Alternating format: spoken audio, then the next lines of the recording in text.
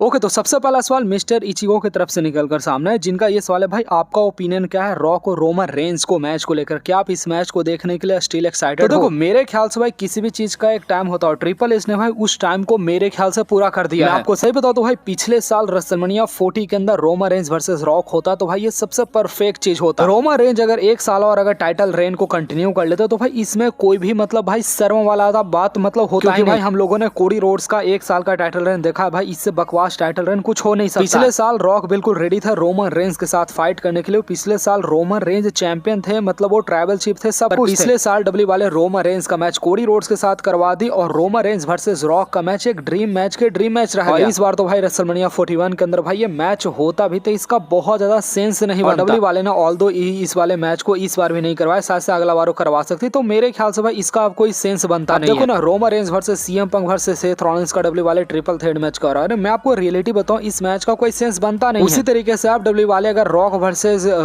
Roman Reigns का match अगर करवाती तो भाई इस मैच का अब वो सेंस बनता ही नहीं। तो अगर मैं करेंट टाइम के बारे में बात करूं तो भाई मैं इस मैच को लेकर एक्साइटेड नहीं हूं। Rock versus Roman Reigns match मेरे लिए मर चुका है। आज के 2-3 साल पहले होता तब मैं एक्साइटेड होता। अगर आपका ये सवाल है कि भाई आज के टाइम पर तुम रोमन रेंज का कौन सा मैच देखने के लिए एक्साइटेड हो, तो भाई मैं Roman Reigns versus Cody Rhodes का रिमैच देखने के लिए एक्साइटेड। रोमन रेंज और कोडी रोड्स ऑलरेडी 2 बार रेसलमेनिया के मेन इवेंट के अंदर फाइट कर चुके, तो भाई इनका हार्डकोर स्टोरी बड़ा ज्यादा कमाल का हो चुका है। फिर से अगर अगला साल एक दूसरे के सामने आते तो भाई मतलब अगर आएंगे तो मैं इसको देखने के लिए एक्साइटेड हूं। डब्ल्यू वाले इस साल भी Roman Reigns versus Cody Rhodes का रिमैच करवा देती तो कुछ गलत नहीं करती, मतलब बहुत ज्यादा गलत नहीं होता। चलो Cody Rhodes versus John Cena match उतना बुरा नहीं। बाकी अगर आपका ये सवाल है कि भाई क्या आप एक्साइटेड हो रोमन रेंज और रॉक के मैच को लेकर, भैया मेरा एक्साइटमेंट खत्म हो चुका। हर चीज का एक वक्त होता है, अब वो वक्त पूरा हो चुका है। बाकी देन इसका नेक्स्ट सवाल डायनो की तरफ से निकलकर सामने है, जिनका ये सवाल है कि क्या डीन एम्ब्रोस डब्ल्यूडब्ल्यूई कंपनी के अंदर कभी वापस नहीं आने वाले हैं। तो भाई देखो डीन एम्ब्रोस का नाम डब्ल्यूडब्ल्यूई कंपनी से बैंड कर दिया गया हो। जब भी भाई शील्ड का स्टोरी लाइन चलता है डीन एम्ब्रोस का कभी नाम लिया नहीं जाता। हाँ, उसका मतलब एक रीजन ये भी हो सकता है कि भाई डब्ल्यू वाले AEW रेसलर का नाम लेने से मना कर दी हो कंपनी के अंदर। भाई डीन एम्ब्रोस मेरे ख्याल से अपने से तो डब्ल्यूडब्ल्यूई कंपनी के अंदर कभी वापस नहीं आने वाला, क्योंकि उन्होंने खुद से इस बात को बोला था मैं बर्गर के अंदर काम करूंगा, बर्गर फैक्ट्री के अंदर, पर मैं डब्ल्यूडब्ल्यूई कंपनी के अंदर मैं कभी नहीं आऊंगा। अभी जो रिपोर्ट आ रहा है AEW कंपनी का हालत बहुत ज्यादा खस्ता होते जा रहा है, तो अगर AEW कंपनी अगर बिक जाता तब भाई डीन एम्ब्रोस डब्ल्यूडब्ल्यूई कंपनी के अंदर आ सकते हैं, क्योंकि भाई AEW बहुत बड़ा कंपनी है भाई। ऐसा थोड़ी कंपनी बंद हो जाएगा, कंपनी भाई किसी से बिकेगा, टीके वाला खरीद लेते तब भाई डब्ल्यूडब्ल्यूई कंपनी के साथ ये मर्ज हो सकता है। हाँ, तब डीन एम्ब्रोस डब्ल्यूडब्ल्यूई कंपनी के अंदर आ सकते हैं। ऑलरेडी भाई WWE कंपनी और WCW कंपनी के बीच में 2000 के टाइम पर ऑलरेडी ये चीज हो भी चुका है। भाई मर्ज अगर होता है दोनों कंपनी तभी आ सकते हैं, ऐसा भाई डीन एम्ब्रोस का आने का कोई भी चांसेस नहीं, बिल्कुल जीरो। बाकी दिन इसका नेक्स्ट सवाल स्लैम की तरफ से निकलकर सामने है, जिनका ये सवाल अगर कोडी रोड्स रेसलमेनिया 41 के अंदर अगर हारते हैं तो क्या कोडी रोड्स उसके बाद ब्रेक लेंगे या फिर मतलब कंटिन्यू करेंगे। तो देखो मेरे ख्याल से भाई डेफिनेटली भाई अगर जॉन सीना अगर 20 टाइम वर्ल्ड चैंपियन बन जाता है तो भाई जॉन सीना का स्टोरी कंटिन्यू कोडी रोड्स के साथ चलने नहीं वाला। मेरे ख्याल से भाई कोई रैंडम बंदा आकर कोडी रोड्स के ऊपर अटैक कर देगा, कोडी रोड्स का स्टोरी उसके साथ शुरू हो जाएगा। डब्ल्यू वाले इनके स्टोरी को थोड़ा सा स्प्लिट कर देगी। अब देखो ना रोमन रेंज भाई जब कोडी रोड्स से हारे तो भाई रोमन रेंज डब्ल्यूडब्ल्यूई कंपनी के अंदर वापस आए तो ब्लड लाइन के स्टोरी लाइन के अंदर इन्वॉल्व हो गए। इसी तरीके से भाई मेरे ख्याल से कोडी रोड्स किसी और स्टोरी लाइन के अंदर इन्वॉल्व हो जाएंगे। और जॉन सीना के बारे में बात करें तो जॉन सीना मेरे ख्याल से रैंडी ऑर्टन के साथ इन्वॉल्व होने वाले हैं। और दूसरी चीज अगर आपका ये सवाल है कि क्या भाई कोडी रोड्स छुट्टी पर जाने वाला, तो भाई छुट्टी पर जाने लायक कोई कोडी रोड्स काम ही नहीं किया। कोडी रोड्स छुट्टी पर नहीं जाने वाला, कोडी रोड्स भाई डब्ल्यूडब्ल्यूई कंपनी के अंदर ही रहने वाला है। कोई बोरिंग सा स्टोरी लाइन इनको मिल जाएगा, पर मैं गारंटी देता हूँ भाई कोडी रोड्स के हाथ से जैसे टाइटल जाएगा भाई कोडी रोड्स बिल्कुल नल्ला बन जाएंगे, उनका वैल्यू बिल्कुल गिर जाएगा टेलीविजन से। कोडी रोड्स को वैल्यू डब्ल्यूडब्ल्यूई कंपनी के अंदर तभी तक दिया जा रहा है जब तक उनके पास टाइटल है। जैसे टाइटल चला जाएगा कोडी रोड्स का वैल्यू बिल्कुल जीरो हो जाएगा। ये मैं ऑन रिकॉर्ड वीडियो के अंदर बोल रहा हूँ भाई। रेसलमेनिया के अंदर